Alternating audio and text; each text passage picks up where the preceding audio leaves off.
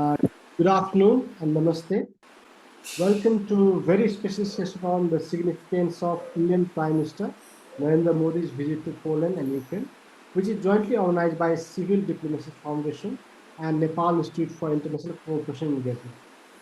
Before I start, let me briefly introduce NICE, which is Nepal Institute for International Cooperation and Engagement, that is based in Kathmandu. It is an independent, apolitical, and non-partisan think tank, which is registered under Companies Act of 2006 of Nepal, and we undertake independent research and activities on issues of international relations, foreign policy, security studies, and issues of development. Anastasia Chalenko from Civil Diplomacy Foundation will talk about CDF, but before I hand over to her, I'd like to give an overview of today's discussion.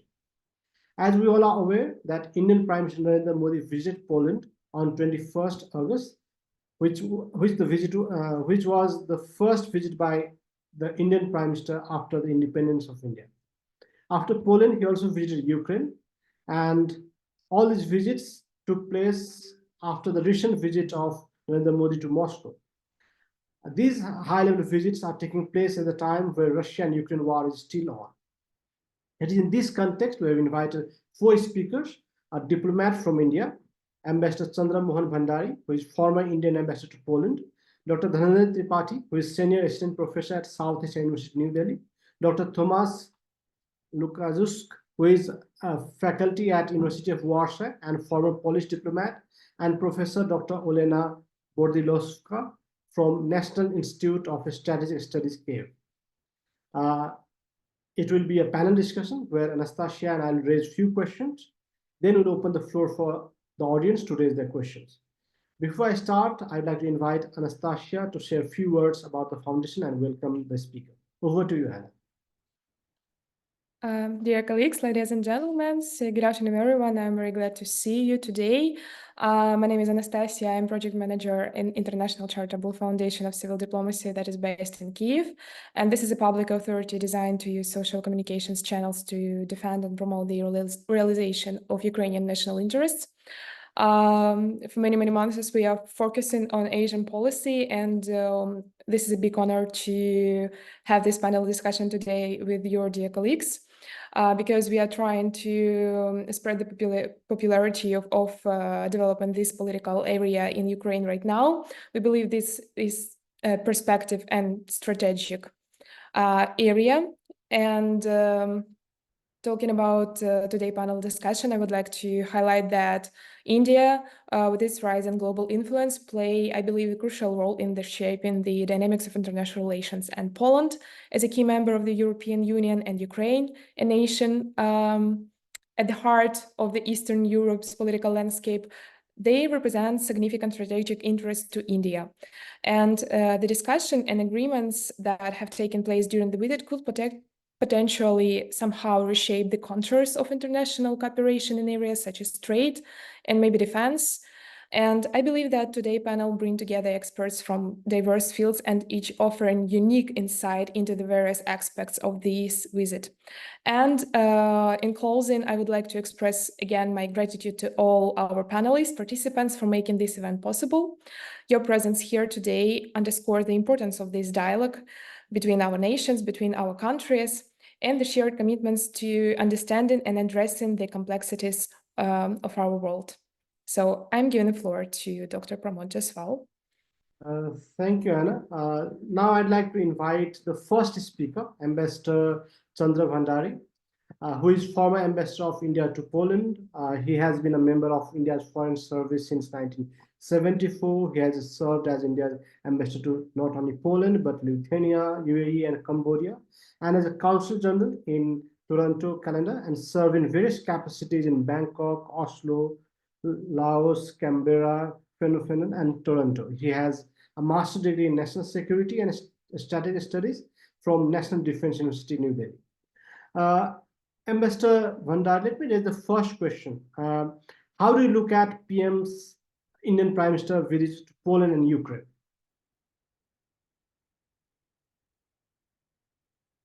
So please unmute yourself. Hello, good evening, everyone. And first of all, let me say today is Janmashtami in India. So it's a national holiday and the birthday of Lord Krishna. We know Lord Krishna as the super diplomat.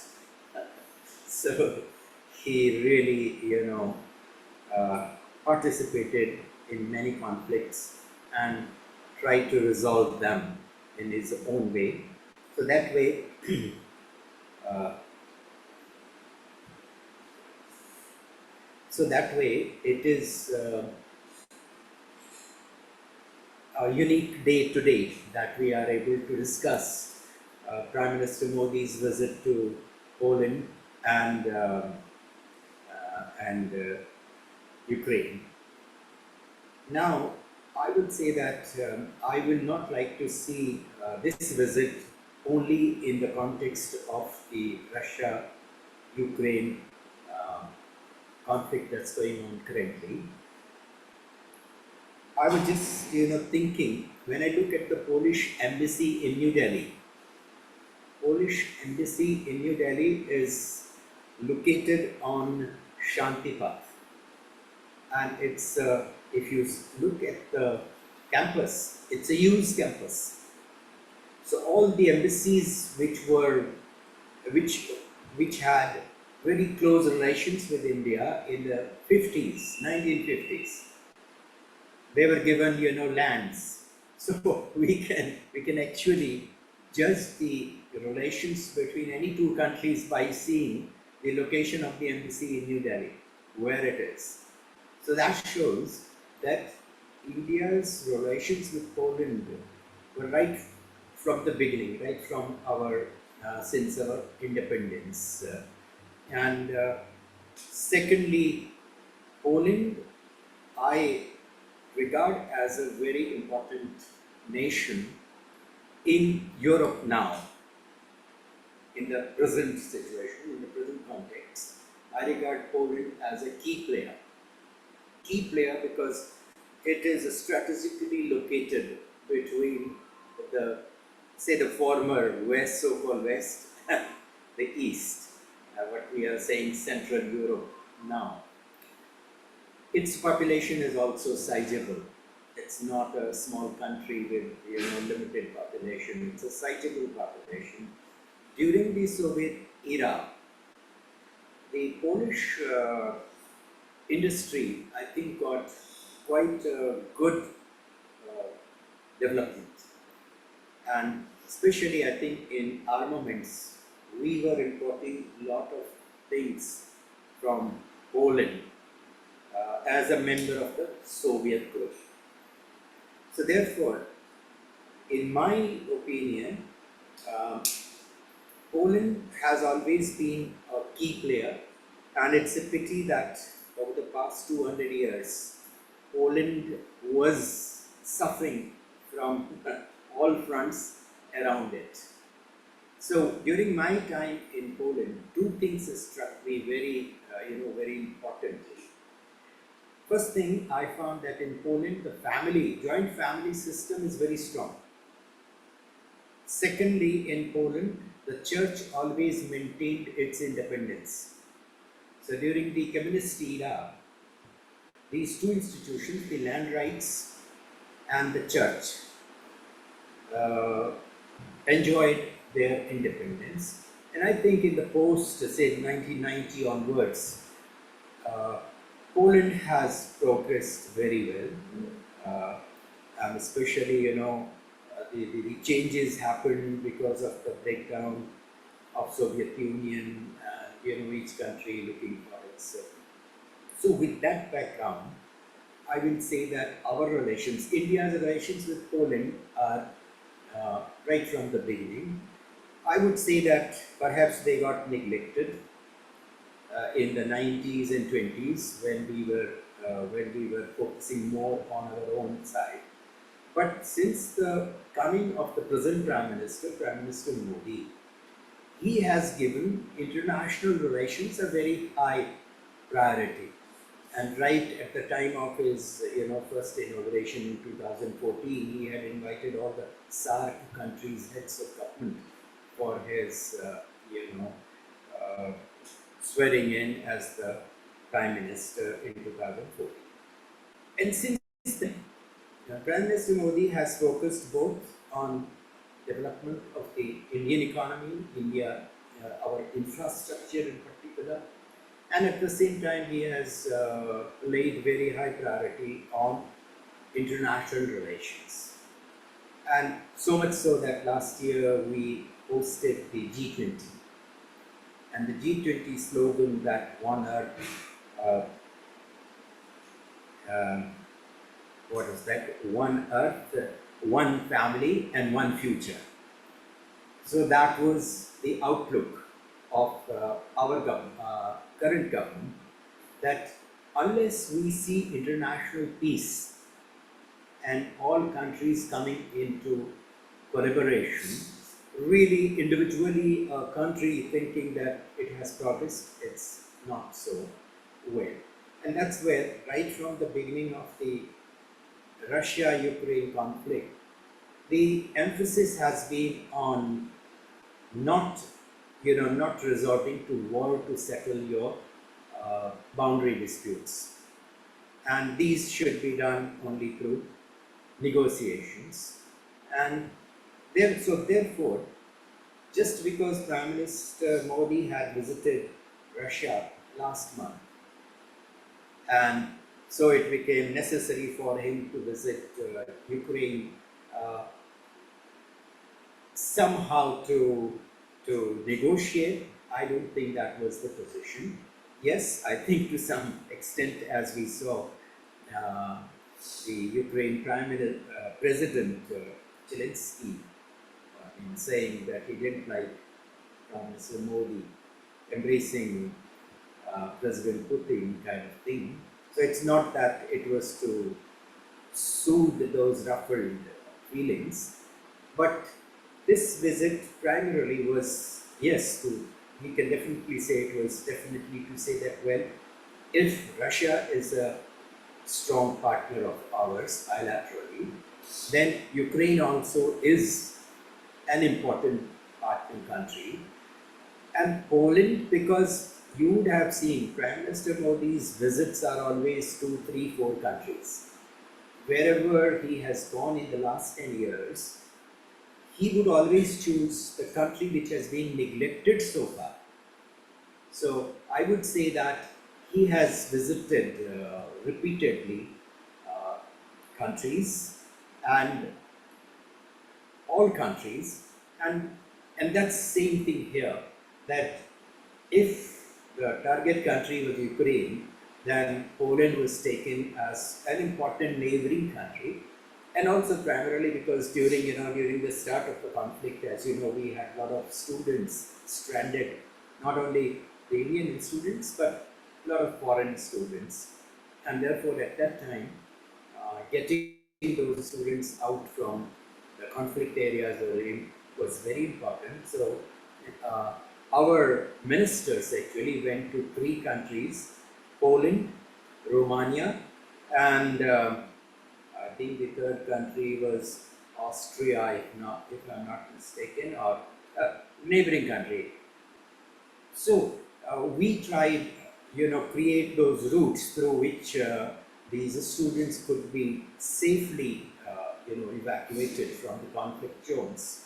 So therefore, Poland had, assisted in that process, and I think the largest number were expatriated through the Polish corridor. So that's how I say. So I think this was a major triumph for Prime Minister Modi to thank. Also in Poland we have a new government, and Prime Minister Tusk, is a very important leader because he has spent a lot of time in European Union. So therefore, Prime Minister Modi's, I think, visit to Poland is standalone. It has nothing to do with the Ukraine-Russia visit. That's how I feel, and that's how it was conducted. But since Poland itself is an important, former Soviet bloc country, and even though Russia and Poland, I know that has, a lot of bilateral issues. So, but still, Poland is a very critical country because it's a NATO country, which is just bordering Ukraine. A lot of refugees from Ukraine are in Poland, so those are a major burden. So therefore, Poland does figure in this whole conflict. So, But but do as you far see as the role we of are India in concerned, Russia-Ukraine conflict? Like, do you see India have any role in India in Russia-Ukraine conflict, where they can diffuse the tension? no, I mean, Prime Minister Modi is definitely wanting to press this point right from the beginning. You know, for the past 2 years, he has been emphasizing on both sides. Whenever he has met President Putin or President Zelensky, he has met several times, spoken on telephone to them. He has emphasized that war is not the option and it should be negotiations, and the two sides have to decide how they want to negotiate. They need a third party to, to come in, or they can do it directly. So directly, obviously, it's not so convenient, but obviously through mediators, and that's where I think Prime Minister Modi has offered his good offices. That's what I think. I think it won't be said in public, but privately that is his actually approach.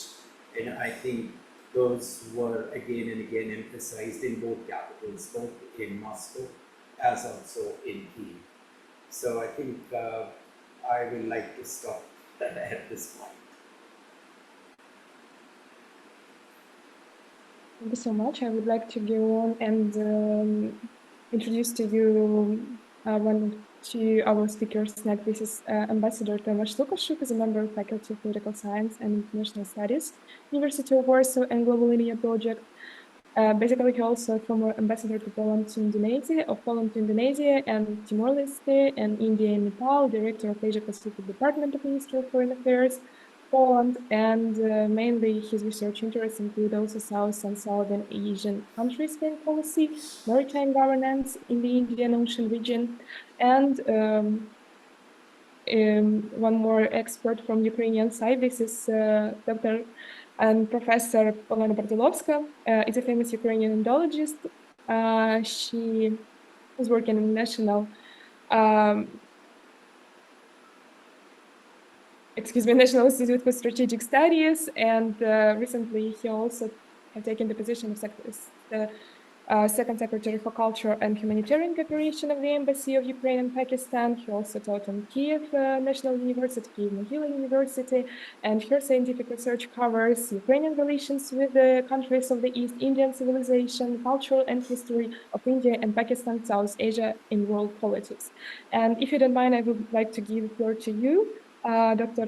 BORDILOVSKA, and to ask you make several remarks and highlights of how do you see from your perspective the visit of Modi to Poland and Ukraine right now, what it can bring in terms of mutual bilateral or multilateral cooperation, international arena, or maybe you have some specific additional comments that could not be covered maybe in general press. So thank you so much. I would like to give the floor to you. Thank you so much for the invitation. And I would like to apologize first. I could be switched off any moment because today we have one of the longest combined attack from Russian side by drones and different types of rockets, and there are blackouts in Ukraine. That's why I'm definitely, I hope that I will be with you up to 4 o'clock, and then I will be definitely switch off because we have our own schedule of these blackouts, unfortunately. So what to say about the visit? For me, it was not for me, of course, only, but for all the Ukrainians, especially for Indologists like me, it was really historical visit. I know that from Indian point of view, I follow the news, and I gave a lot of interview to Indian media during this visit and before this visit. I know that, first of all, Indian analytics and politicians, they look at this visit as an act of brilliant Indian diplomacy of balancing. Because yes, we know that the credo of Indian diplomacy is a neutrality, and India managed to have a good relationship with Russia and also with Ukraine. And that's why it was anticipated that after the visit to Moscow, Prime Minister Narendra Modi will come to Ukraine as well. And finally it happened, and that's why it's very good. But let me share with you some Ukrainian observation. As a person who deal with the India-Ukraine relationship for almost 30 years, I would tell you that it was always very easy to tell about India-Ukraine friendship, relationship, and everything. Because in Ukraine, you can't imagine how many people we have who just adore Indian culture, who practice yoga, Ayurveda, who dance classical dances, know all the Bollywood actors and so on. But also we have a very strong school of Indology here in Ukraine, and Ukrainian scholars and professors started to translate from Sanskrit into Ukrainian, not Russian, Ukrainian language since 19th century. And at the beginning of the 12th century, 20th century, we already have translated texts like Rigveda, Shakuntala, and many others from Sanskrit into Ukrainian. Unfortunately, this Ukrainian school has been interrupted during the Soviet time because of these repressions. But right now we have again people who study seriously not only Indian culture, philosophy, and history, but also Indian politics. We have a very good educational system, starting with the secondary school up to the university, where students learn Hindi and Sanskrit also. And when Narendra Modi came to Ukraine, actually had a chance to meet our children, our students, and to speak in Hindi to him. We all welcomed him from the very morning at 8 o'clock in the hotel together with our Indian diaspora. So everything looks quite good. But I would say you frankly that when this war started, Ukrainian people, many of them, were very upset with the Indian position. Not many of them understand what kind of neutrality India keeps, what does it mean. And there were some things which really upset Ukrainians, like India did not vote in favor of Ukraine in the United Nations, right? India never condemned this aggression and actually never said that it is an aggression. And instead of that, put this term conflict. Then also our president have not been invited to G20 summit, despite of our kind request to do that in Delhi last year. Yes, India participated in many functions, but India did not sign a final communique of Peace Summit this June, and many other things. But the last point happened in July 8, when Narendra Modi visited Moscow, and at the same day, we had a severe attack in our central children's clinic. And as we know, this visit, because of that, has been interrupted. It was not finished completely. The last round of negotiation has been cancelled.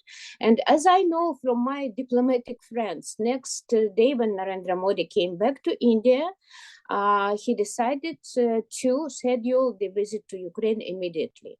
And we had him this Friday. And I will tell you why for us it is so important. It's really a historic visit because it is the first visit of Prime Minister of India to Ukraine in 33 years of our independence. We only had two presidents of India in 1994 and 2005, when the late President Abdul Kalam visited Kyiv, and also we welcomed him at my university. It was a historical visit as well, but we never had Prime Minister of India here.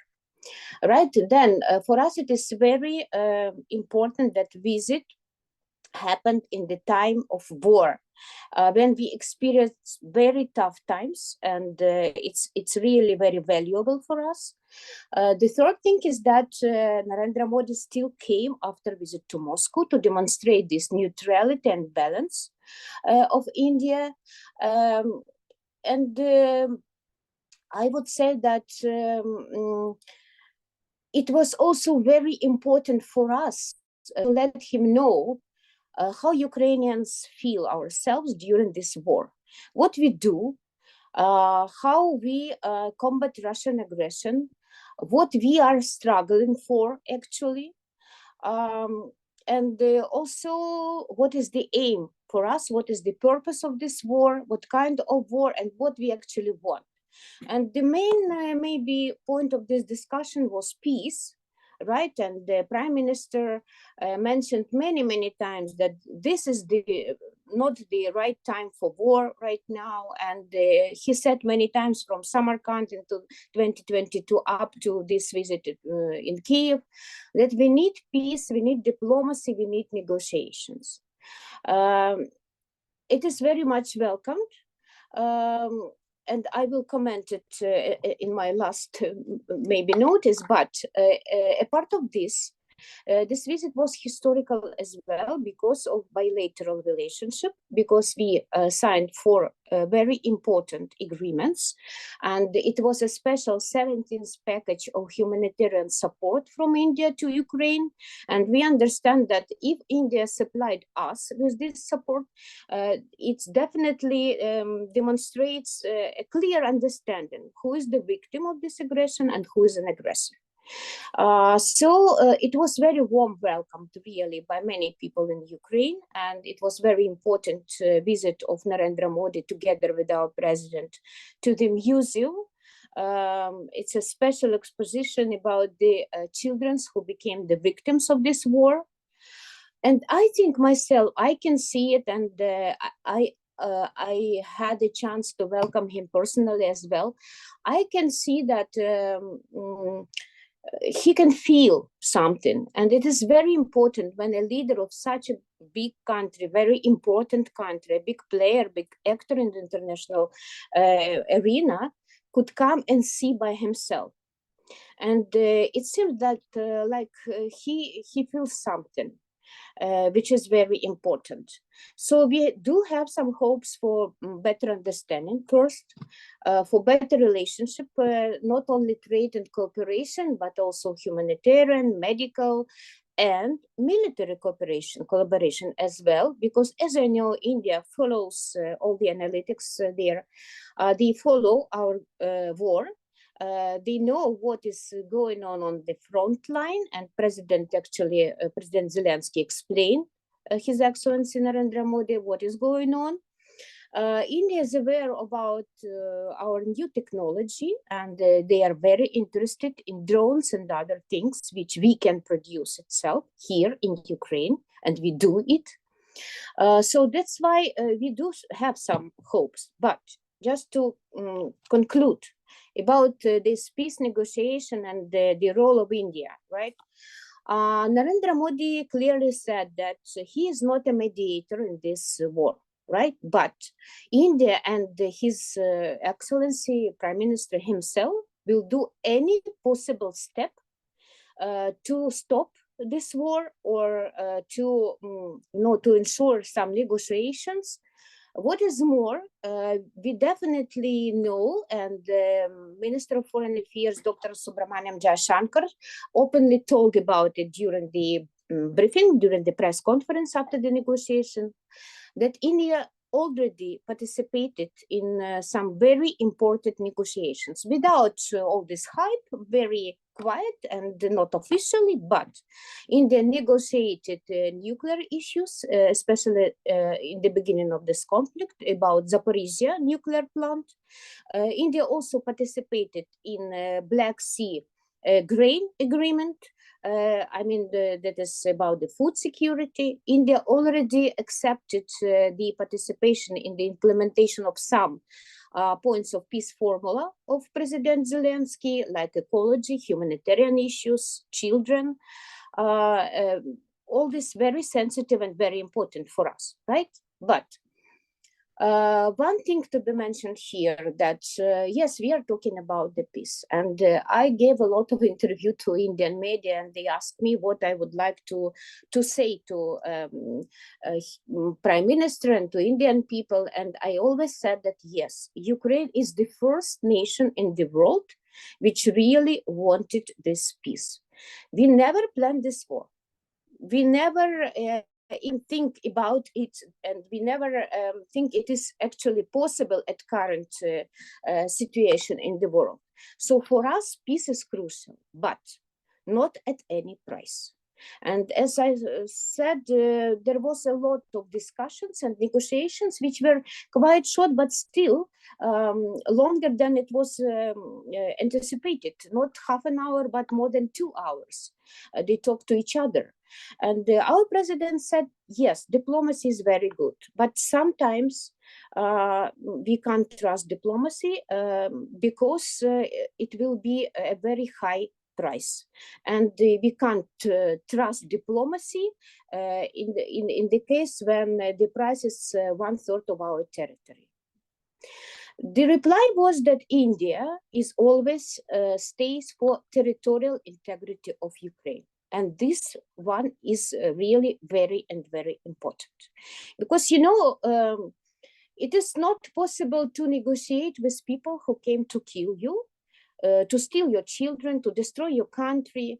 And that's why for us, it is very important to tell the world, to tell the India that we have not to stop this war somehow, because it will be another frozen conflict, which we don't need.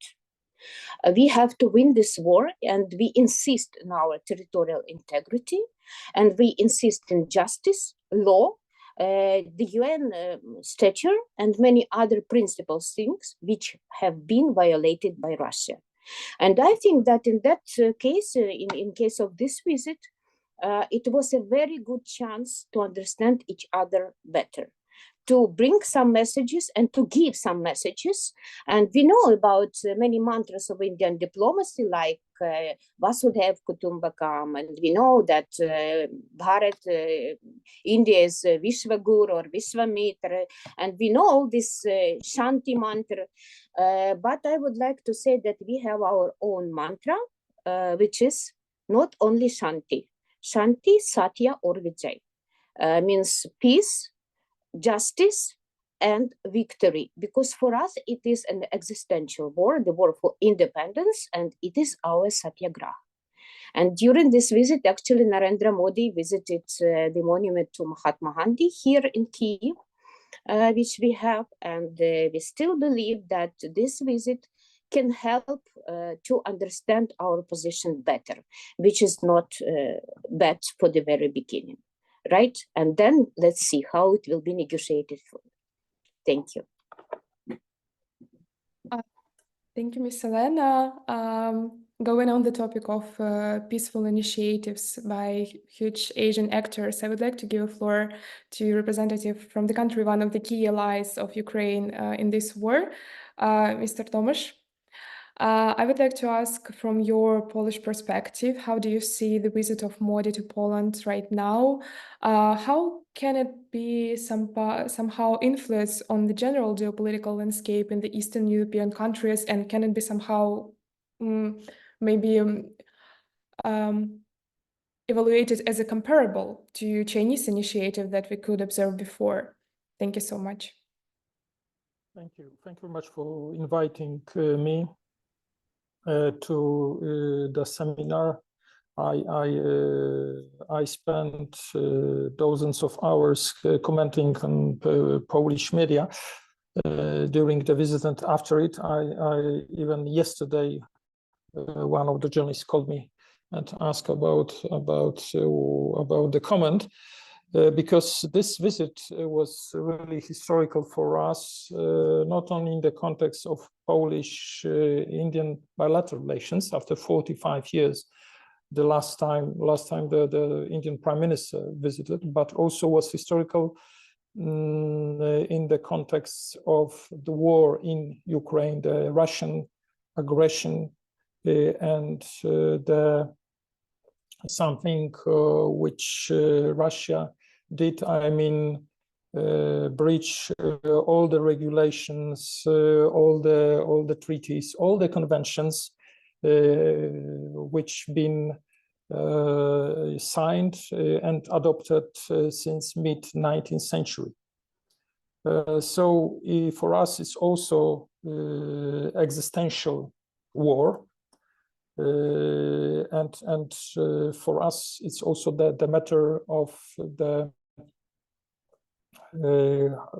solution to the conflict. And the question, will Russia sit together with us, together with Ukraine, together with Poland and other democratic countries, and discuss the terms of engagement in the peaceful solution? I'm pretty sure that India will. I'm judging from the history of India and judging from India's engagement in a peaceful solution of the current conflicts in the world, judging also from India's activities within the United Nations. So India is one of the leaders of the global south. India has based on its philosophy, based on its foreign policy, and its activities within the United Nations. So we really we are glad that the visit of Prime Minister Modi took place, and it took place in combination with Ukraine, because the war in Ukraine and the peaceful solution to Ukraine is our priority number one of our foreign policy now. And it's not only ours, but also other democratic countries of the European Union, especially neighbors of Russia. So the promise of the personal engagement of the Prime Minister Modi in peaceful solution of the conflict, we treat it as a very, very serious statement. And on the sidelines of the Prime Minister Modi visit to Poland, the whole day consultations between foreign ministers of Poland and India took place. And certainly Minister Sikorski and Mr. Jaishankar, they mainly discuss the security issues and the security of the Central and Eastern Europe region, how we can cooperate, how India could contribute to the fastest possible solution of the conflict. Thank you. I question, so I can continue. So I think it's really important to have India, because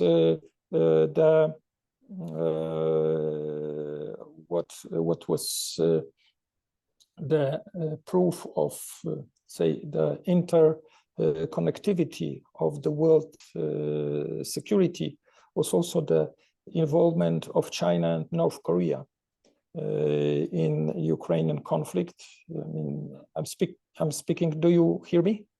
Yes. I hope I'm okay. Thank you. Because both China and North Korea, they are as you know, they are helping in military equipment. It was already mentioned by Professor Olena BORDILOVSKA. So if both countries from India's neighborhood are engaged, so it means it's no longer only the war in Central and Eastern Europe. It's already global conflict, and the the countries in global outreach are also involved in this country. And as I said, this conflict is a proof that what we nations constructed for the last 150 years and all the system, international system based on rule of law, based on respect to the civilians during the conflict, respect to the POWs, all those conventions, all those rules were breached by Russia. So now is the question, so where Russia is heading for? I mean, to the Middle Ages or to crucifixion of the enemies? I don't know. But for us, it's really a shock, and not speaking about the acts of genocide, because as you know, Polish scientists defined the genocide after the World War II, and there was a big hope at that time in the 40s and 50s that the genocide would never repeat again in the world, but it does. It does, and I hope that India will be deeply involved, deeper than now, in a peaceful solution of the conflict. We do understand in Poland. The interdependencies between India and Russia. I'm speaking about military equipment. I'm speaking about oil and energy security of India. But we are not asking India to stop the relations with Russia. We are asking India to put bigger pressure, tougher pressure on Russia, just to behave in within the UN Charter, at least. Thank you.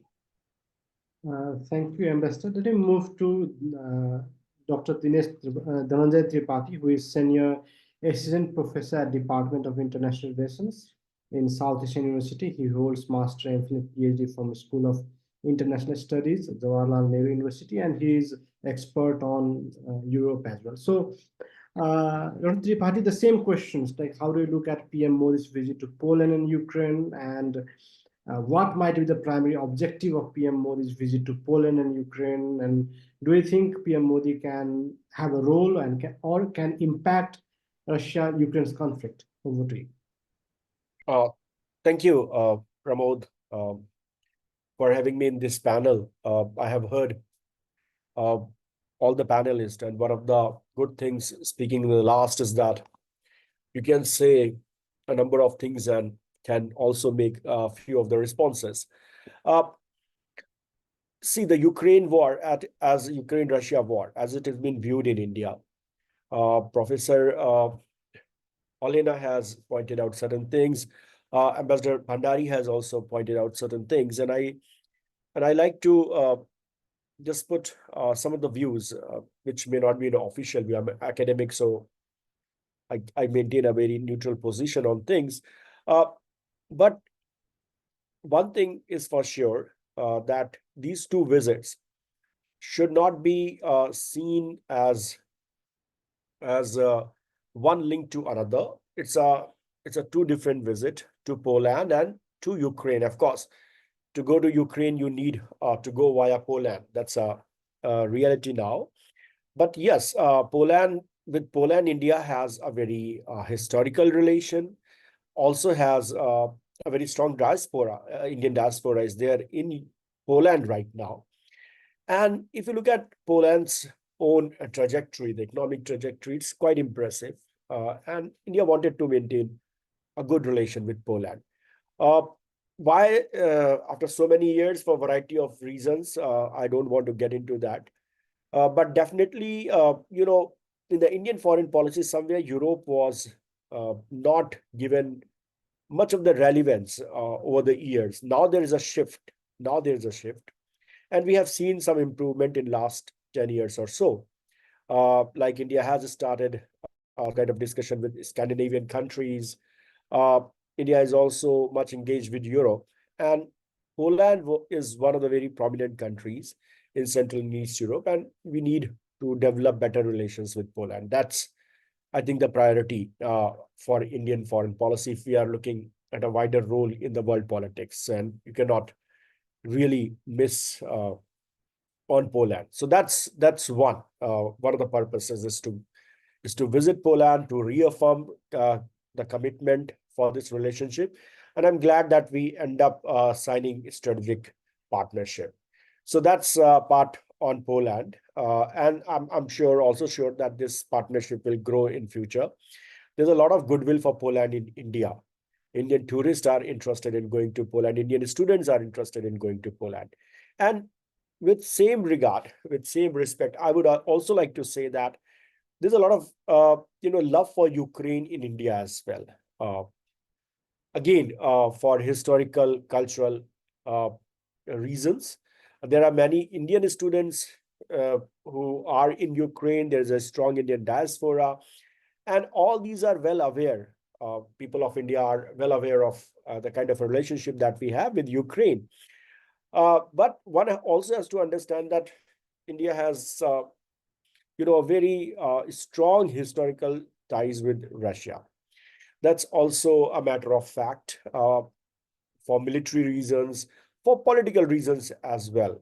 There were times in past when India required some kind of support at the UN, and it was Soviet Union earlier and Russia that has given that kind of support to India on political issues. So in the Indian strategic community, I'm talking of the academia and all, there is this kind of understanding that in this fast changing world, and it is no longer a unipolar world, there's a growing understanding that it is a multipolar or becoming many poles in the world.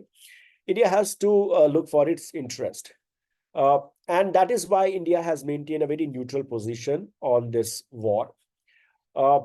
As I said, that because of certain constraint that we have. But and let me tell you very frankly on this, Pramod, that it is in the Indian interest. Like any other country of Europe, it is in the Indian interest that the war should stop. Why? And if you allow me to, if I make a provocative statement, and I think that one of the factors that is there in the Indian mind is also China. India would like this war to stop. India would not like to see a much closer strategic partnership developing between Russia and China.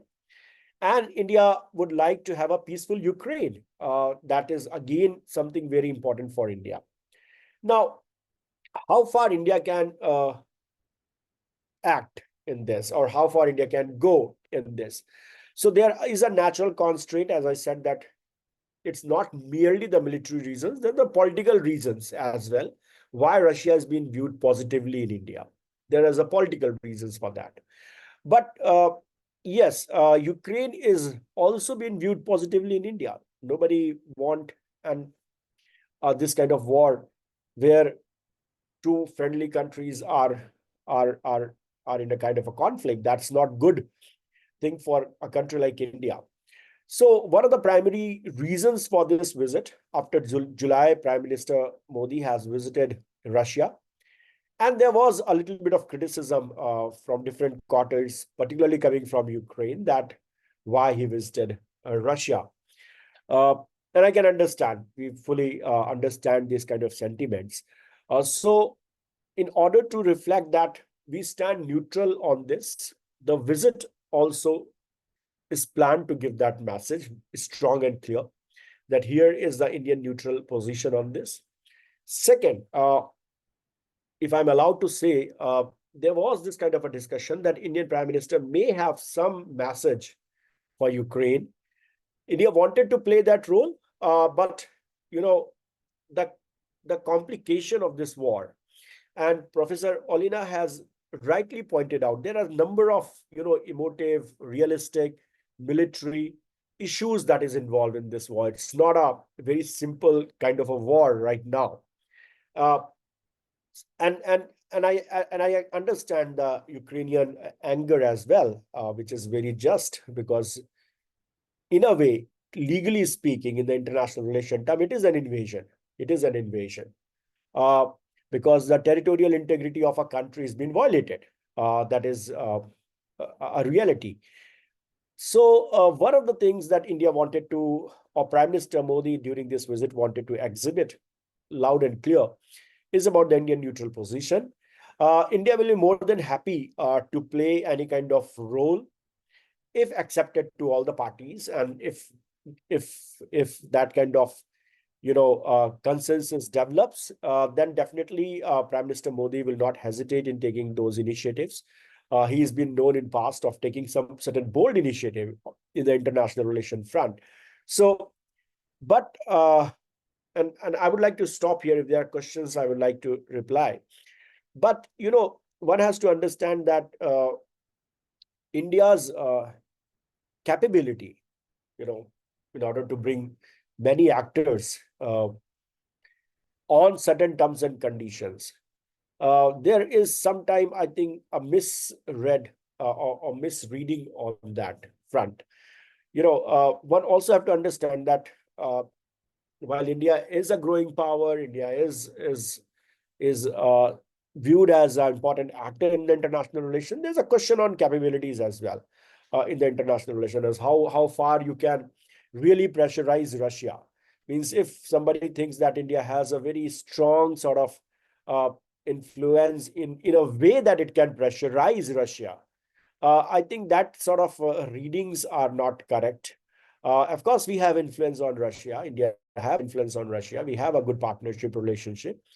But how much you can pressurize, that's one point, or how much you can influence, that's also related with it. So yes, there's a capability question. So let us not make very strong judgments or conclusion based on that. But at the same time, and I would like to end by saying this and reiterate this, that the war is not in India's interest. I'm saying it as a neutral person. This is not in the India's interest. Peace is in the India's interest. A peaceful Europe, a peaceful Russia, and a peaceful Ukraine is in the India's interest, both in the terms of Europe and in the larger geopolitical context.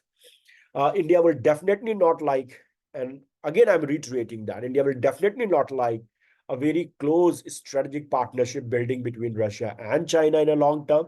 That is not at all in the Indian interest. And India would, and I'm again repeating that India would be happy to play any role provided it's acceptable to all the parties and some kind of consensus develop in the international relation. India will not hesitate in that.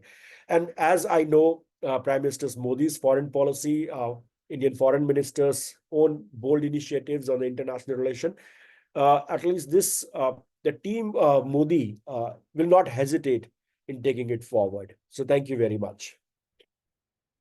Thank you, Dr. Tripathi. Let me come back to Ambassador Bhandari. Ambassador Bhandari, we have received lots of questions on like how this visit will impact India's relation with Russia. Like there is a question that India has close relation with Russia for many years. How would this recent visit to Ukraine fit India in this new triangular relationship now? That is one. There are also like what are the challenges that will arise due to PM's visit to Poland and Ukraine, because Russia and India are our closest partner.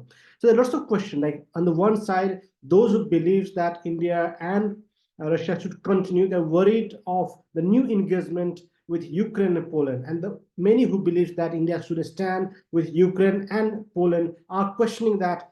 Are we going to, questioning, or they are expressing that should we dissociate with Russia or should we look for new partners? So how do you look at this new triangular relations where India and Russia are the old partner, now India is moving to Ukraine and Poland as a new partner? And Mr. Bhandari, to you.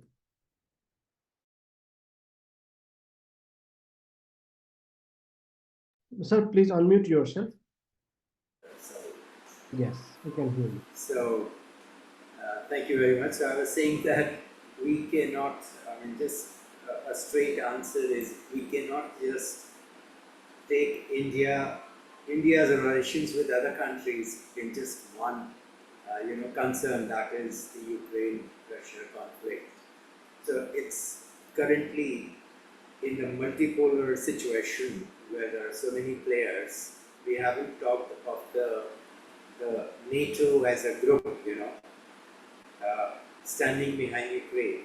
So the neutrality aspect is very important. If you become a kind of partner in one side of the conflict, you can't play a kind of mediating role.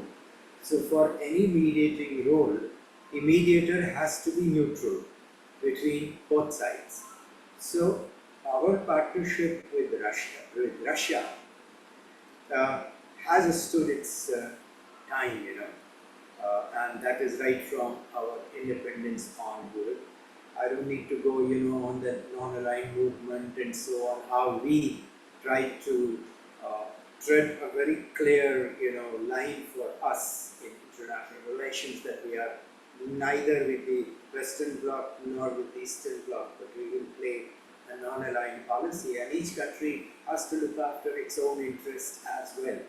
So today, when you look India with such a large population, and that population which is now present in every country, we talked of diaspora, and say in Poland, in Ukraine, any country we now go, we have the Indian diaspora, a strong diaspora that is contributing to the local, their new migrant nations. So I, from my own times in Poland, know for sure how much bonhomie it is there between the Indian population, Indian diaspora there, and Polish people. And likewise, I would say that for me, I was quite impressed. The kind of warm feeling, as Professor Olena very clearly, expressed, the Sanskrit studies or yoga or other studies, Indian studies. Likewise, I think in Central Asia, in Russia also, the Indian studies have been right from the very beginning, not just from since our independence. I think that's a really cultural past, I would say, that India's cultural, I won't say influence, but India's cultural,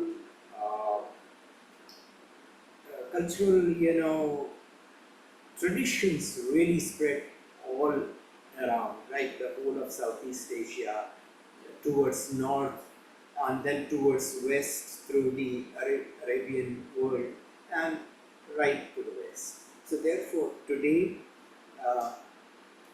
our children are going to, for example, Ukraine for medical studies. So these are, we recognize that if we are not able to have sufficient, our own universities able to cope for the Indian population, they are going for, technical studies, medical studies, higher studies, and gradually they are becoming a very strong, influence. And this is happening even in the West, the North America, as you know, in US, or even in England, how much Indian diaspora is now actively involved in the policy making. So therefore, from the Indian perspective, we should never forget that while we are interested in doing whatever best we can, every nation is first protecting its own interests. And I think our interest in this conflict is really to somehow bring it to a, firstly, stop the violence, stop the war, and then Professor Verna said that we don't want to put it in the cold storage. So, but is the conflict, if it goes on and if there is destruction from both sides, it's not helping anyone. So the the people are, suffering from it. So therefore, we look at the Israel and Gaza conflict, how much destruction is going on, and both sides are keen to follow their own positions.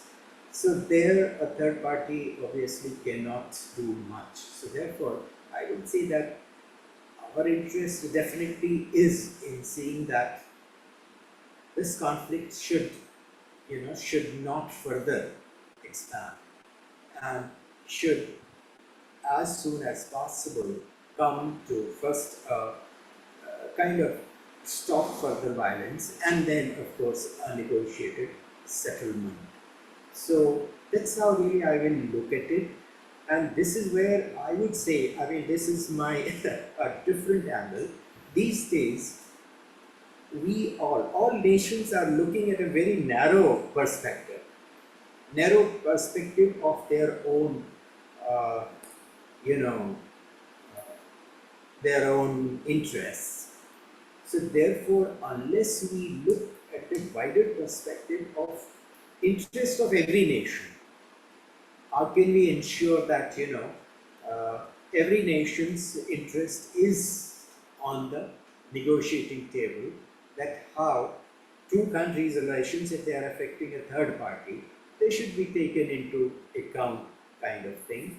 So therefore, I would say that from our India's perspective, we will of course want to have the best of relations with each country, and in the process, if we can help, parties, then certainly we will do whatever we can, and that is what I think the present government is doing quite a lot. And here I must say that in these 10 years of Prime Minister Modi's government, he is the one who has taken such proactive approach to international relations. Previously, we were not so proactive, and we were simply making statements, and that was it. Neither here nor there. But Prime Minister Modi is very proactive. For example, in our own neighborhood, for example, Afghanistan, we were supplying humanitarian, assistance in everything. And this is happening not just for our, where we have interest. It is being done without that narrow-minded approach.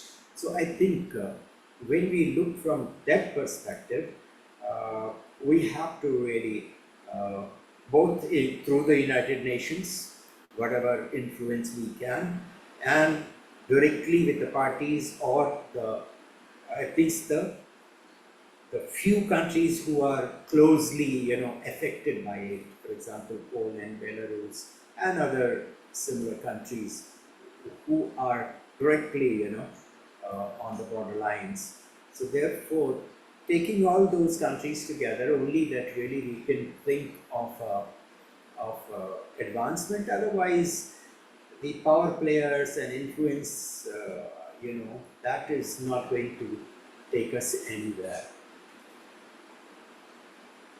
Thank you. Thank you so much. Let me translate some questions from the chat we got by our audience. And I would like to address the first few of them to Professor Bordilovska, if you don't mind. Coming back to idea and to narratives about the mediation position of India, I see the two questions devoted to this topic. This, why India is trying to be mediator to Russia-Ukraine, and what are India's interests.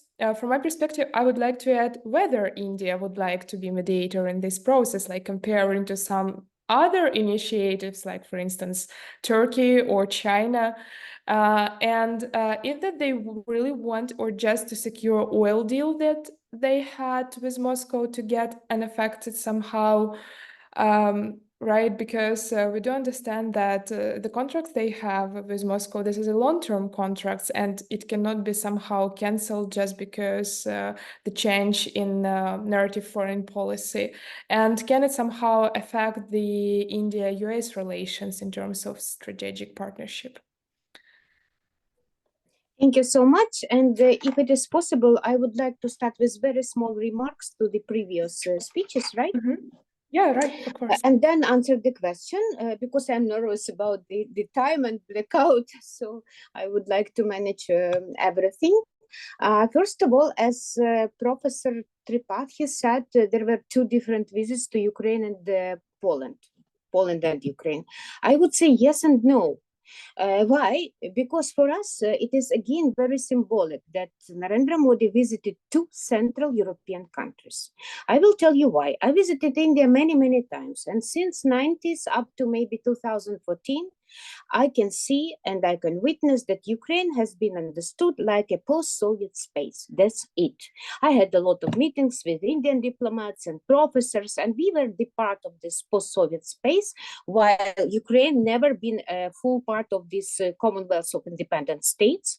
Still, right now, we can see this change in Indian diplomacy. And finally, Indian diplomacy started to understand Ukraine as a part of Europe because not only because of this war, because of the association agreement with the European Union, our close ties, and also because of this huge support we got from our Polish friends and not only from the Europe.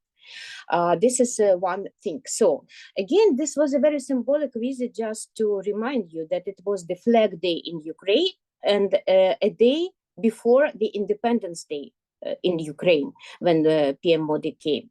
So I think it's really important. And also Professor Tripathi rightly mentioned that diaspora in Poland is very important and influenced. That's true. In Ukraine, we don't have such a huge diaspora. It is small, but it is very strong. And I would like to tell you, sorry, it's again the air alert is over now. Our diaspora, Indian diaspora in Ukraine is not only just a bridge between the two countries. They are very patriotic. I mean, they love both countries. And no one from my Indian friends left Ukraine when the full-scale invasion started. They are here with us, all Indian diaspora. They supported us, our armed forces, in many different ways. And I will tell you, they saved a lot of Ukrainian people in the first weeks of the occupation, when they gave the shelters, when they just saved people from hunger and many other things. It is very important as well, just to mention, right? Then let's come to the questions. Yes, and one more small remark. We are not angry about India. We're a bit upset, right? Because of this behavior. But my job is to explain people here what is going on and why India keeps such a position. This is my job, and I try my best to do that. And now finally come to the questions. What is the role of mediation, and what are the plans, and what is the oil deal, and so on. Let's start with the oil deal. You will be surprised, but for example, me and colleagues, economists also in Ukraine, who know the details of this deal, we have nothing against it. Why? Because somebody should buy this oil from Russia, okay? We know that India is a huge market. A lot of consumers, they really need this oil. They never buy this oil for prices which are upper than it was provided, right? It's a very good situation for India to buy very cheap oil. Yes, it's not very, how to say, maybe somebody will tell you that it's not moral or not good for us, but we can understand why it happened. And the most important thing here is that we know definitely that India pay for Russia for this oil in Indian rupiah, in rupees, right? Which Russia could not keep. They could not change it into some other currency, right? And it means that this money, they are not working for the Russian how to say, military economy. They are working for India, first of all. And this is a very good situation. Mostly these rupees, they are till now in Indian banks, as we know. And it was a lot of proposals given by Narendra Modi, Prime Minister, Foreign Minister Jaishankar during his last visit to Moscow in December last year, how to invest this money into Indian economy. Then what to do? It's not bad for us. We understand that His Excellency Ambassador Bhandari said that every country should look on its national interest first. And it is really, this oil deal is not a political deal. Oil is about oil, first of all, we understand it. Then about the mediation. We know that India has no such clear plans like Brazil or China, and we believe it is for better. Again, it's a good news because we don't need something to be declared, but something which could not be implemented, such as Chinese plan. We will never accept it because there is no mention about territorial integrity of Ukraine in this plan. So how we can accept this plan? And if India did not propose something openly, but India is working on different spheres of these negotiations, it's not bad at all. It is good. And again, what for to proclaim some kind of mediation, and what for to to invite both sides to sit and to have negotiations at the same level? How it could be where Russia is aggressor? Ukraine is protecting its own interest. How it could be a direct negotiation right now? It is not possible, but we definitely know that there are something which is working. There are some messages from Ukrainian side to Russian side, from Russian side to Ukrainian side, and it was definitely under discussion during this visit. Right? So if Indian diplomacy, which is very traditional, very classical, I would say, will work on that quite,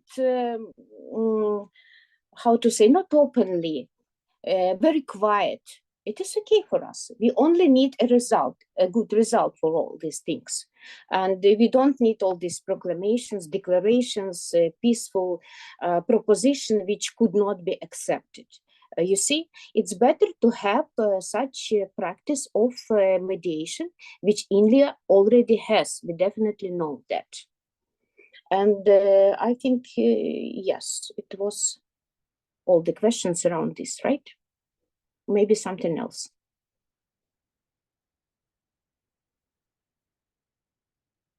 Thank you so much. I see in our chat the next 3 questions.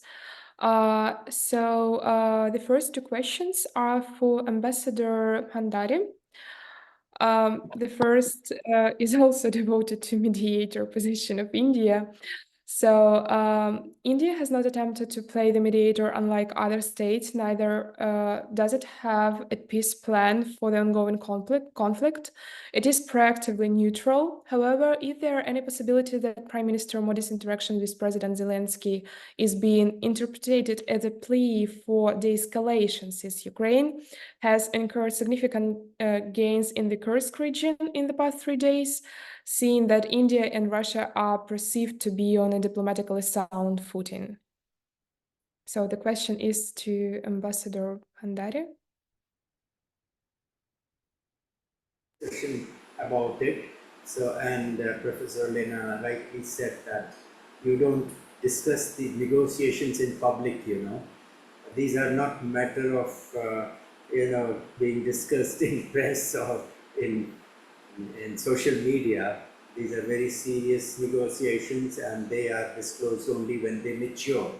So therefore, this is nothing new. So therefore, that is happening, and I think Prime Minister Modi's visit has to be seen in this context, that he decided to visit, Ukraine.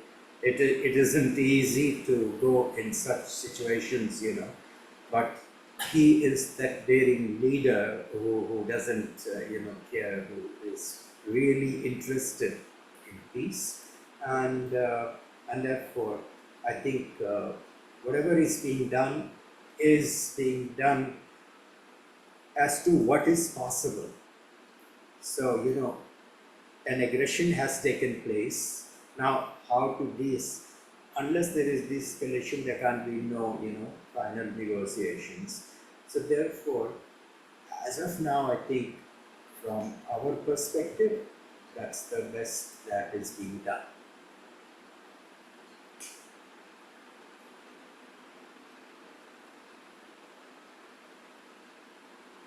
So let me take over. Like we have also received lots of questions on like India's foreign policy, whether it's non-aligned or like for India's foreign policy autonomy. Like there's a question like what might have pushed Modi to visit Ukraine and Poland after Russia? Maybe I'd like to raise this question to Dr. Tripathi. That like is India trying to balance or show India's foreign policy autonomy? And there's also a question on that, like non-alignment foreign policy should not be interpreted in absolute sense in the context of Russian aggression over a small power like Ukraine. Do you think the Indian interpretation of non-alignment foreign policy has highlighted the value-free neutrality? Does it seem like a strategic interpretation of non-aligned foreign policy? There are many other questions in a similar pattern, like how to look at this change of sides within a very short time of India. So, Dr. Tripathi, would you like to comment? Yeah, just like again, I would like to start with this that peace is in the interest of India for different reasons. Uh, and India would not like this conflict to prolong. Means if that is what we can do. Uh, Second, for any kind of negotiation, it can't be done for this kind of a conflict. It's a very the situation is not easy right now. So you need a variety of things. Firstly, maybe you start with some kind of engagement with both the sides. You have to bring or build consensus on few issues. Uh, then one of the very important thing that is required is de-escalation, and then you can touch on the difficult questions. So one of the points for this visit is actually a clear indication from the side of India. I've already said that to show that we are neutral. It's not that we are standing with any side. So to give that message. Second, which cannot be said because we're not aware of what all is there, but there's a strong, kind of a talk in India that Prime Minister Modi had some message. So it's not merely it should not merely be seen as a visit.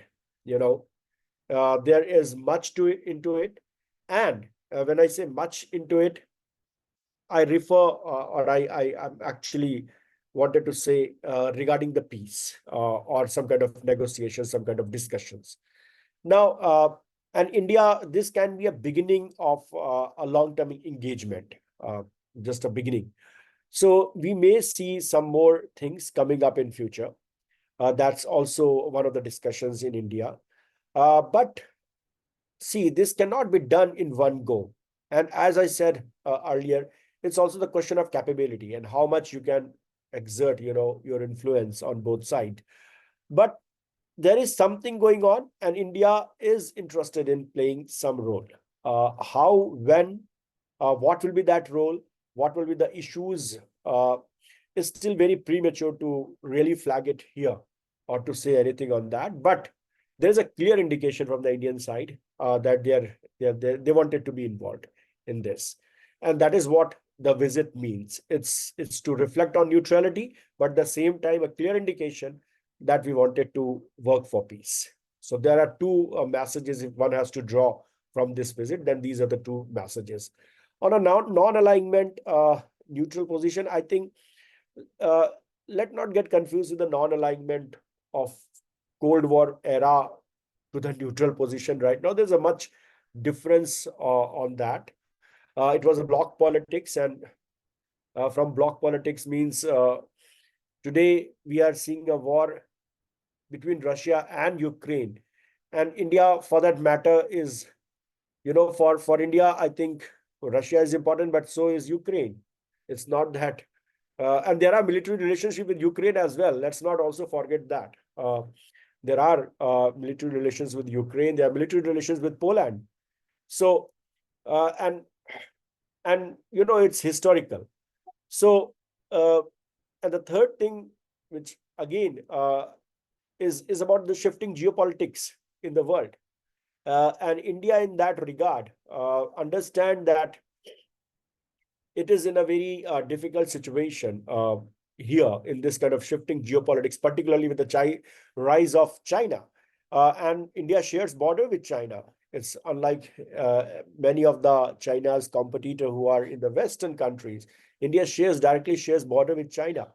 So I think the peace in the interest, India would definitely like this conflict to end. Sooner the better. And the message is clear that India will play some role. How? I think we cannot really talk about it. But there are messages for sure. There are messages from Ukraine, from Russia to Ukraine, and Prime Minister Modi also have some messages. So let's see how it works out. But it's just a beginning of something large that is going to come soon. Thank you. Let me get Dr. Thomas into this, and also the Ukrainian participant. Like Dr. Tripathi said, that there is much we can expect from the visit, and much is expected. Things are developing behind the scene probably, and only thing one can hope is peace, and that is what he was indicating. Similarly, like towards the end of July, when Ukrainian Foreign Minister Kuleba visited Beijing for the first time, there was similar speculations that there is something there is some development going under behind the scene, and that development would be peace. So how do Poland and Ukraine look at it? Who is playing the peace deal? Whether is it India or China or both? Or are those speculations just in Beijing and Delhi, or it's also in Ukraine and Poland? I would like to ask both the speakers, do you see peace peace coming in near future in Poland? Do you hear that? In Ukraine, do you hear that? Dr. Thomas, over to you. Yes, thank you. Sorry. Yes, thank you. Thank you very much. So I think that it's Ambassador Bhandari, as experienced diplomat, knows like me that the diplomatic negotiations are not in the limelight, and these are not going through the social media, and we have to wait for the output of the diplomatic work by Minister Kuleba, Minister Sikorski, Minister Jaishankar, and Wang Yi, Chinese foreign minister. What I presume that all those gentlemen I mentioned, they are in close contact with each other, and they are negotiating. For sure, they are in contact, not starting, let's say, last few days, but months. And for us, the role of both India and China is also the stopping or limiting the Russian empire ambitions, and also Russian temptation to use the red button. I mean, the tactical nuclear weapon. For us, it's also crucial to keep this conflict beyond the nuclear arms. And I believe that the dialogue goes on, the negotiations goes on, and I pray for the successful end of those negotiations. Thank you. May I ask Professor Olena to respond to it? Sorry? Would you also like to respond? Like, how do you hear? Like, do you hear in Ukraine that India is playing a role in in getting the peace deal, or sometimes it's Beijing. So who is the player? One. Second, do you also hear such hopeful news in Ukraine, or is it only we who hear it in Beijing and New Delhi? First of all, let me thank both His Excellencies, Ambassadors Bhandari and Lukashuk, for their observation. Like experienced diplomats, they know what they are talking about, and we can't get clear, clear answers for these questions right now. And again, I believe it's for better. We can't just discuss something which is, in the shadow of this diplomatic negotiation. As I told you, we definitely hope that India can help us and can be involved in these negotiations in different spheres, like nuclear security, like food security, like humanitarian questions, like ecology, like demining, like the reconstruction of Ukraine. And by the way, it was one of the points of Narendra Modi's visit to Ukraine, how India will help us. And it was one agreement which has been signed already during this visit about some financial support from India to our communities which suffered during the war. It means India's role is already here. We can feel it and we appreciate it. And of course, we hope for more.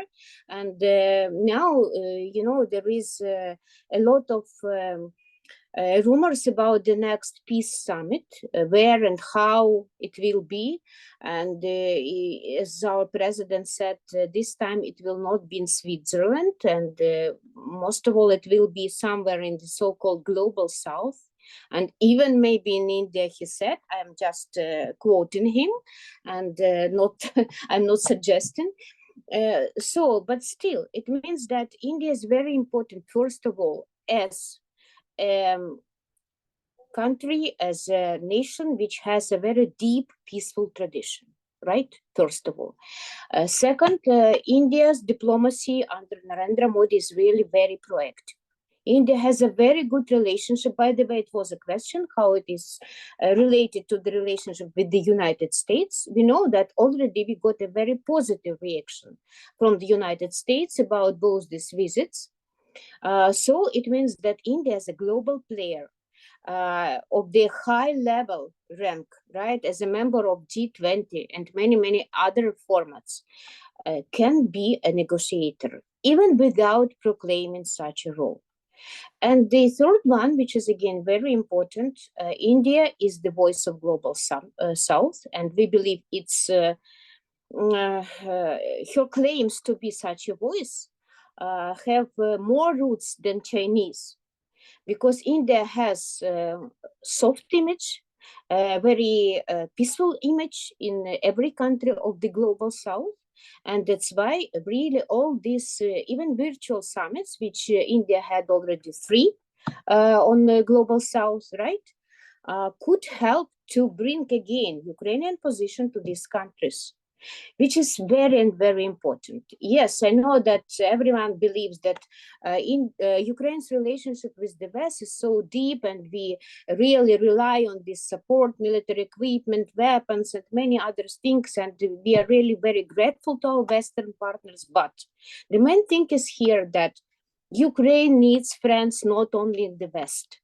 We need friends everywhere, because Ukraine was a friend to every nation in this world. Ukraine is famous in this world like a very trusted food security partner who supplied a lot of things, not only to India, but many, many other countries. And we would like to continue to be in this kind of good relationship with everyone. And for this reason, we have to stop this war, definitely. That's why India, again, is very, very important. Thank you. Thank you so much, Professor Olena. I may have like one small additional questions, and I see it also from our audience, because there were some rumors about that the fact that Prime Minister of India can bring some messages personally to President Zelensky from Putin, for instance. Maybe you can hear something about it. So is it true whether it's possible to pass on some messages from president to president on such high level? So whether it were when Prime Minister visited Kyiv or not? I can't tell you, was it a message or something clear, right? But I will quote His Excellency Dr. Jaishankar, who mentioned this. He got the same question from somebody from our Ukrainian colleagues during the briefing, the press conference after this visit. And his answer was so diplomatic and so unclear that we can guess that yes, maybe it was a kind of message. And what I can say, I really think that Prime Minister Narendra Modi can feel the how to say the will of the Ukrainian people, the things which we are experiencing, and under these circumstances, when he gave, even if he gave this message from Putin, it was in a very correct manner, I do believe, because he can see the difference, let's say. And he can understand finally that Russia is not the Soviet Union, first of all, and Ukraine is not Russia. Let's say like this. I think Professor Olena had said right in the beginning, in your first exposition, that when Prime Minister Modi met President Zelensky, it was for 20 minutes, but it went on for 2 hours. So they were not talking, general things. They were really obviously looking at much deeper aspects. So therefore, we can't say that he was carrying a message from President Putin for President Zelensky. No. I mean, these are the serious negotiating things that you try to see where they can start. At least bring the parties to, face to face. And so therefore, obviously, yes, these are very strategic visits, and they are definitely, I mean, it is in our interest, it is in Russia's interest also to see to it that they have good, peaceful neighborhood all around it. It is in Russia's interest as well.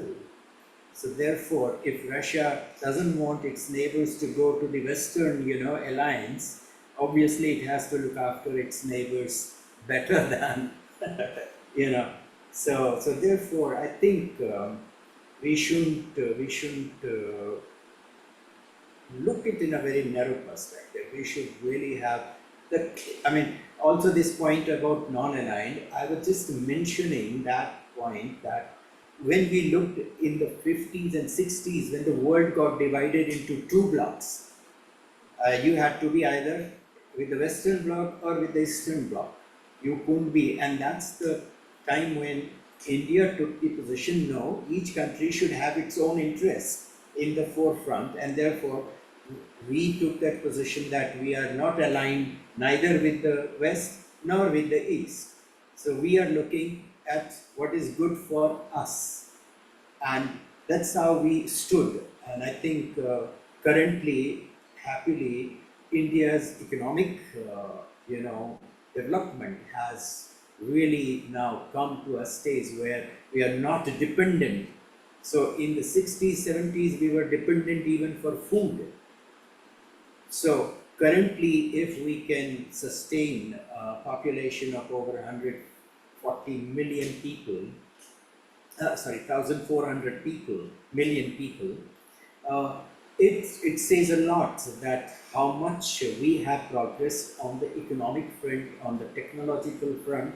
So therefore, today we are in a position to really, influence. And happily, as I said earlier also, the Indian diaspora, a lot of time we say it's a lot of brain drain could have helped India. I don't see it as brain drain. I think today it is highly recognized. Knowledge is really everything. And what India's talent is bringing is that knowledge globally. So therefore, I think it's a very, very interesting situation where the public opinion also now matters, and therefore I think if at the public level they could build such influence on their respective governments to promote peaceful coexistence, that is very important. uh, Political, economic, and people-to-people relationships. That's the only way really now to progress, because with the perspectives of the population. For example, in India itself, when we look at our population and their perspectives, their aspirations, how much they expect out of government for them.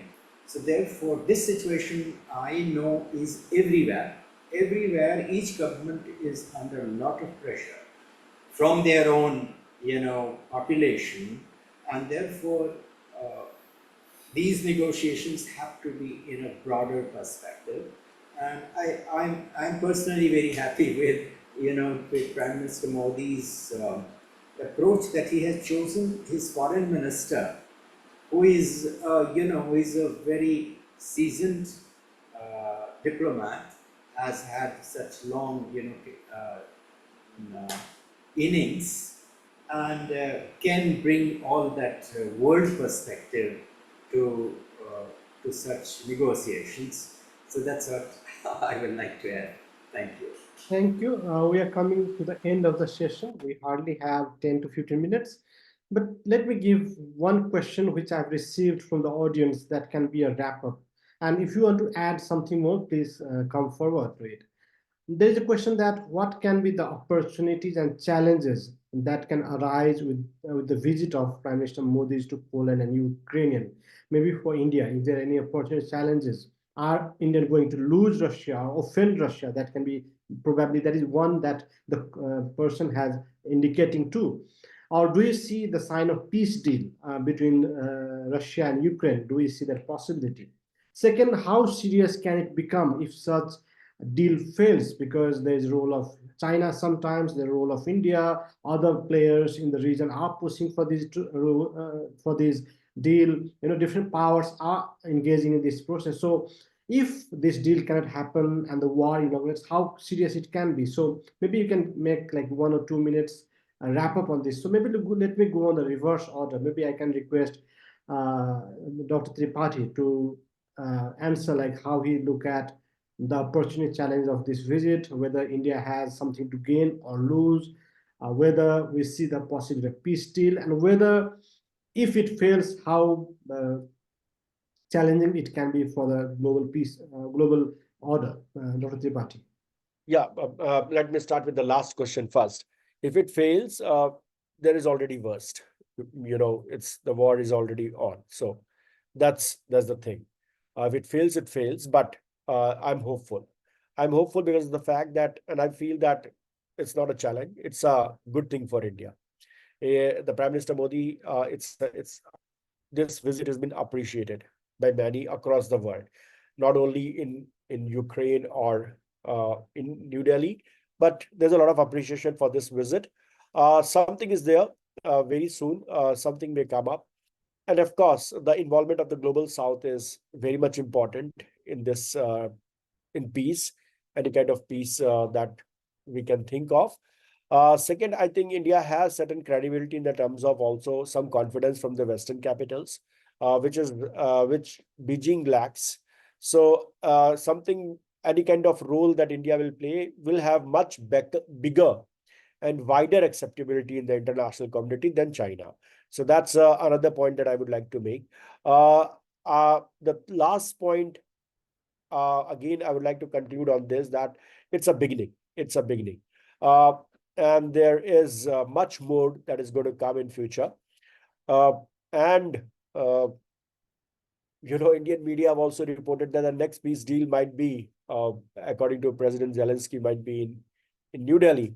I don't know that because it's too early to make such kind of statements. But definitely, what will be the location? I don't know. But definitely, India will play a much bigger role in that kind of a peace negotiation or peace deal or whatever format it will be, India is going to play much bigger role. And that I'm glad that that indication is given by India by this visit. So there is a strong indication from Indian side that we are ready and we are going to play that role. Thank you. Thank you, Dr. Thomas. Yes, thank you. I was what I have to admit that for judging comments we are receiving and the questions, so the many people in India, they underestimate the strength of Indian diplomacy. And I can tell you, I made really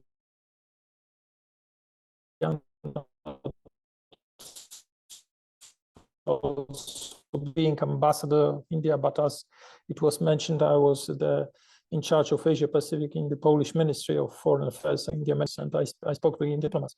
Say, Indian diplomats, they really made a lot in terms of peace and the security, also in the Indian Ocean region, for example. Like white shipping agreement. I mean, the exchange of information about all the countries in the Indian Ocean, how they are moving, and many other details. Many people before they claimed that it's impossible. It was impossible to reach such an agreement. Not speaking about other Indian initiatives and like Solar Alliance or Green Grid and others. So I would not underestimate the strength of Indian diplomacy. And like Dr. Tripathi, I would say that the Indian credentials are very strong, and it's for me the oral statement by Prime Minister, the public statement is like ambassador's statement. I mean, if Prime Minister Modi is promise in Warsaw, in the presence of our Prime Minister, that he would personally engage himself in the fastest possible solution and end of the war, for me, it means a lot. Thank you.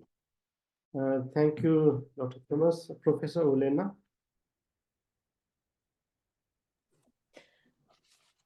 In short, I will agree with every word of Professor Tripathi. First of all, thank you very much for your estimation. And it's really a strong indication of what is India going to struggle for and how it can play a bigger role in the international arena, even more than it plays right now. And as Ambassador Lukashuk told, don't underestimate Indian diplomacy. It is very strong, very classical, and very experienced one. One more thing is that it was a question about, is this peace possible? Right now, no.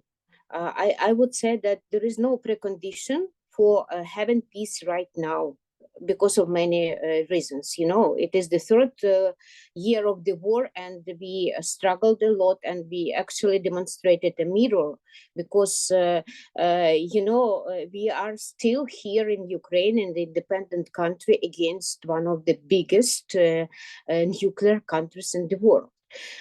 Still we are struggling, and we know what for we are struggling, but it does not mean that we should not think about negotiations. It will take maybe a lot of time, but we have to start this process. And if India can help us, then it will be very much appreciated. And I would like to thank everyone for this interesting discussion and for the possibility, for chance. For me, it's really very important to bring Ukrainian position on this discussion. Thank you so much. Ambassador Bhandari, over to you, sir.